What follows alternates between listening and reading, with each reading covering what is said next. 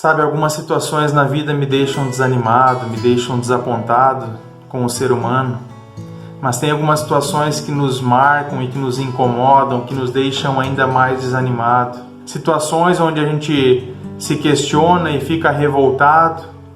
Como pode o ser humano que foi criado e amado por Deus ser alguém tão ruim? Como pode o ser humano que foi criado e amado por Deus cometer tamanhas maldades? Como pode alguém que se diz ser sua amiga te matar com uma tijolada na cabeça para roubar o bebê que você carregava em sua barriga? E ainda por cima cortar a barriga com um gilete, com um estilete, cortar com um estilete e ainda machucar o bebê que você carregava em sua barriga. Quando eu leio notícias como essa, eu pergunto, será que o ser humano perdeu a capacidade de amar? Será que o ser humano perdeu a capacidade de refletir sobre aquilo que é certo ou errado? Ou de refletir sobre as consequências de suas ações na vida dos outros? Olha, eu confesso que essa reportagem mexeu bastante comigo. Eu poderia simplesmente ter lido a reportagem, fechado ela, orado pela família, talvez enlutada. Poderia confiar também naquilo que as autoridades vão fazer agora em relação às pessoas envolvidas nesse crime. Mas eu fui pesquisar um pouco mais sobre essa história. E a gente quer saber quem foi a pessoa que cometeu esse crime, o porquê ela cometeu esse crime. E não demorou muito para que um comentário no Facebook identificava a possível autora. E de repente, quando eu abro o Facebook dessa pessoa que cometeu o crime, o que mais havia dentre as publicações dela e fotografias que ela tinha sua com familiares, era em cada foto, em cada publicação, eu reparei que já havia mensagens de ódio. Pessoas postando mensagens de ódio para essa mulher. E eram tantos comentários de ódio que a cada novo segundo vinha uma nova mensagem sendo digitada. Talvez essa fosse a forma como as pessoas encontraram para extravasar a sua raiva, o seu ódio daquela mulher, ou daquilo que aquela mulher havia feito. E passado algum tempo que eu estava lendo alguns comentários, eu comecei a me perguntar, olha, isso vai fazer alguma diferença? E eu deixar um comentário no Facebook para aquela mulher? Vai fazer alguma diferença na vida daquela mulher eu dizer que eu tenho raiva dela? Ou que eu gostaria que talvez ela sofresse alguma consequência mais séria? Ela nem vai ler o que está escrito, afinal de contas vai estar presa. Infelizmente o que está feito e a gente não tem como voltar atrás. Não é possível trazer de volta aquela grávida à vida. E no fundo nós acabamos prejudicando a nós mesmos, com toda a nossa raiva, com todo o nosso ódio sendo alimentado, com ainda mais amargura no nosso coração, achando que de alguma forma nós estamos fazendo justiça pela vida que foi tirada. E o que todo mundo pede nesse momento é justamente isso, justiça. A nossa boca pede por justiça, clama por justiça, mas o nosso coração, dentro do nosso coração não é esse sentimento que nos move, mas sim o desejo de vingança. Um ódio tão grande que nós somos capazes muitas vezes de querermos nos tornar assassinos e matarmos aquela mulher, assim como foi isso pelo qual nós condenamos ela.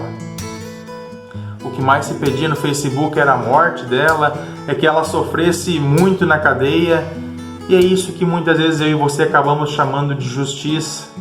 Justiça para nós tem a ver com retribuição, ou seja, você fez alguma coisa, você tem que pagar por isso. Você matou alguém, você deve ser morto. Você estuprou alguém, você deve ir para a cadeia para que alguém te estupre também. E muitas vezes acabam colocando até Deus no meio desse rolo, como se a forma de Deus agir, ou como se a forma de Deus fazer justiça fosse justamente a forma como eu e você entendemos e fazemos justiça. E por falar em Deus, Ele se manifesta a nós de formas extraordinárias. Ainda ontem de manhã, quando eu estava lendo o devocional, depois de uma noite refletindo sobre aquilo que havia acontecido nessa reportagem, o devocional presente diário, parece que quando eu abri ele, é como se Deus estivesse dizendo, olha Gustavo, o dia de hoje foi escrito para ti. E foi escrito também para todas as pessoas que estão com raiva dessa situação, ou que estão talvez magoadas ou desapontadas com o ser humano, talvez foram impactadas por esse crime. E para minha surpresa, justamente a mensagem, o título dela era ódio. E o versículo dizia: irai-vos e não pequeis, não se ponha o sol sobre a vossa ira.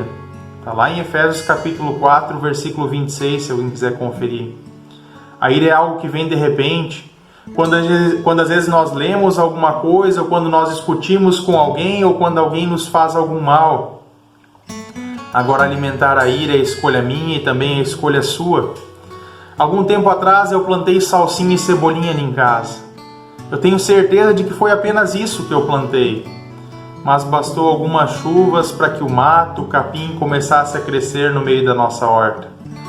Assim é a ira, do nada ela aparece. Agora cabe a você e a mim arrancar tudo isso do nosso coração, assim como você arranca o mato na sua horta.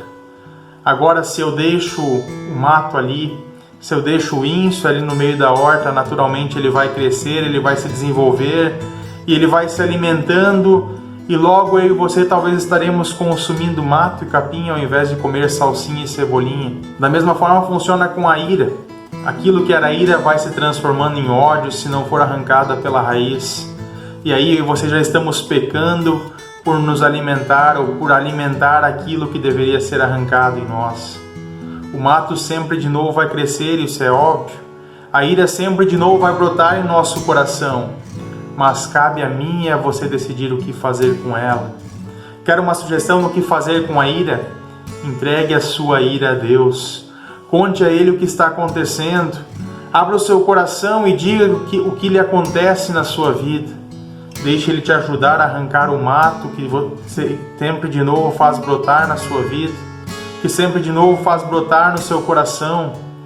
Ficar irado, como eu disse, é algo que acontece, é algo natural do ser humano. É impossível não se irar com algumas situações ou com algumas pessoas, mas a vingança é algo que não cabe a nós. O fazer justiça não é algo que cabe a nós. Entregue o seu problema, entregue essa situação a Deus. A mim me pertence a vingança, diz o Senhor. Ele é o justo juiz. Ele é aquele que age com sabedoria e que sabe decidir o que vai ser feito com cada um de nós ou não. E que bom que a justiça de Deus é diferente da nossa forma de ver a justiça. Se a justiça de Deus fosse feita da mesma forma como eu e você entendemos justiça, olha, com certeza eu e você estaríamos encrencados. Nós já teríamos há muito tempo desaparecido do mapa. Mas não. Deus faz aquilo que aparentemente era injusto para que eu e você pudéssemos ser justificados.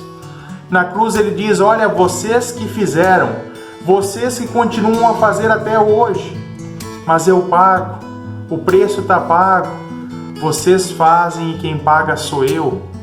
E eu pergunto, existe graça maior do que essa? Que eu e você possamos refletir sobre isso, e que nós tenhamos um abençoado domingo e uma ótima semana. Um abraço e até a próxima.